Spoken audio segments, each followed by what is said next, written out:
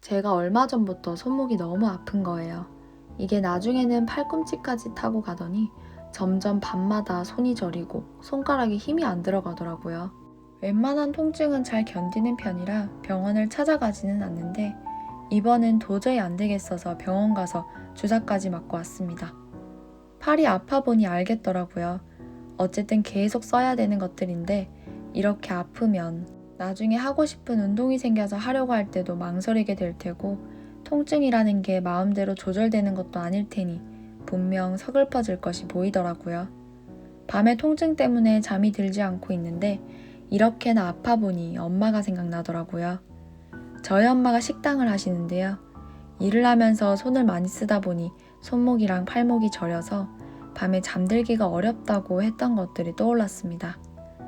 만날 때마다 손이랑 팔목 마사지를 해주곤 하는데 고작 그걸로 이 속수무책의 통증을 조절할 수 있을 리는 없고 얼마나 아팠을까 그제서야 진심으로 98% 정도 이해할 수 있겠더라고요. 걱정도 하고 일을 줄일 수 있는 방법을 고민했었는데도 뒤돌아 생각해보니 그 이해의 정도가 70%에도 못 미쳤던 것 같습니다. 우리는 가끔 자신이 가진 문제와 걱정과 고민 이런 것들을 다른 사람들이 이해해주고 받아들여주기를 알아주기를 기대할 때가 있습니다. 그런데 생각만큼 알아주지도 않고 잘 모르는 것 같고 공감을 못 받는 것 같이 느껴지면 머릿속에서는 여러 생각들이 떠다니죠. 어떻게 나의 아픔을 이렇게도 몰라주나? 나에 대한 배려가 없다. 내가 별로 중요한 사람이 아니구나. 상대방에게 실망하고 상처받으며 미워하기까지 합니다. 세상은 역시 혼자 사는 거구나. 서럽기도 하고 억울하기도 하고요. 생각해보면 100% 이해라는 게 있을까요? 저는 상대방에게 많은 이해를 기대하지 않곤 하는데요. 그게 상대방을 못 믿어서라기보다는 이해하고자 노력을 하더라도 100%는 어렵다는 사실을 받아들이고 있는 것 같습니다. 상담을 하면서도 저에게 아픔을 이야기하는 모든 것을 완벽하게 그 모든 고통을 알 것이라고 생각하지 않습니다. 어떻게 고작 1시간의 대화만으로 모든 것을 판단하고 이해했다고 할 수 있겠어요. 당신 마음 다 안다. 그것만큼 거짓말도 없는 것 같습니다. 더 잘 이해하기 위해서 묻고 답하고 쓰고 생각하고 읽으며 노력하는 것이죠.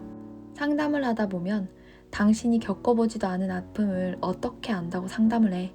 라고 생각하는 분들도 계십니다. 역설적이게도 상담을 할 때는 객관적인 눈이 필요합니다. 그래서 아픔을 겪었거나 비슷한 아픔을 가진 사람이 있어 본인이 힘들었다면 감정이 전이 되어 상담을 이어가는 것이 힘들어집니다. 상담은 괴로움 때문에 잘 보이지 않는 탈출구를 대신 찾아봐주는 과정이며 그러기 위해서는 더욱 객관적이고 제3자의 눈이 필요하기 때문입니다. 그래서 아픔을 겪어보지 않았는데 무엇을 상담할 것이냐고 하면 저는 당신의 아픔을 어떤 방식으로든 이해하기 위해 노력할 것이며 전문적인 지식을 바탕으로 객관적인 제3의 눈으로 고통으로 가려진 탈출구를 찾는 사람입니다. 라고 답합니다. 그런데 종종 이런 분들이 계세요. 상대방에게 기대하고 의지하고 누군가로부터 자신이 치유될 것이라고 믿는 것이요. 상담이 아니라도 누군가에게 기대거나 상대방의 반응에 따라 그날의 기분이 결정되고 좋아졌다가 나빠졌다가를 반복하기도 합니다. 상담사에게도 100%를 기대하기도 하고요. 누군가가 당신을 온전히 100% 이해할 것이라는 기대를 조금은 내려놓았으면 좋겠습니다. 기대가 달성될 확률이 높지 않거든요. 온갖 노력을 쏟아붓는다고 해도 100%는 어려울 것입니다. 어렴풋이 비슷한 경험을 했다고 하더라도 공감의 폭이 넓어질 수는 있겠지만 그 아픔과 동일하지는 않을 것입니다. 그렇다고 해서 그 상대방이 당신을 생각하는 마음이 부족하거나 잘못된 것은 아닙니다. 세상 어차피 혼자 사는 거라면 관계가 별 필요 없는 거 아닌가 하는 비관적인 생각도 도움이 되지 않습니다. 누군가에게 기대하는 것이 아닌 그 이전에 나를 가장 잘 이해해줄 사람이 딱 한 명 있기는 하네요. 바로 나 자신입니다. 아픔에 100% 공감할 수 있고 자신의 행동을 이해할 수 있습니다. 포용하고 안아줄 수 있습니다. 가끔은 엄살이라고 채찍질을 할 수도 있겠죠. 제가 좋아하는 명언이 있습니다.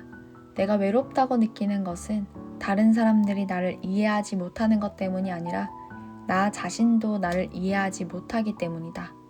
다른 사람을 이해하는 노력을 하기 이전에 나 자신에게 물어봐주고 대답해주는 가장 친밀한 사이가 되어보세요. 마음속에서 어떤 일이 요동쳐도 어딘가 한 구석 든든함을 느끼게 될 것이며 다른 사람을 이해하는 노력도 그때서야 해볼 수 있을 것입니다. 당신이 겪고 있는 아픔을 오로지 자신의 것이라 생각하면 괜히 더 서글프고 외롭게 느껴질 때가 있을 것입니다. 만약 당신을 어떤 방식으로든 이해하려는 누군가가 있다면 그런 사람이 곁에 있음이 얼마나 다행인지 깨달아야 하며 그런 사람이 없다고 하더라도 키보드 너머에서 제가 그간 만났던 사람들의 이야기를 통해 당신의 아픔에 공감하고 있음을 기억해 주세요. 당신의 인생 전부를 이해하지도 판단하지도 못하지만 누구보다 당신의 인생을 입체적으로 보려고 노력하고 있으며 묻고 답하고 쓰고 읽으며 어떤 방법으로든 가닿기를 바라고 있습니다. 당신을 이해하고 싶습니다.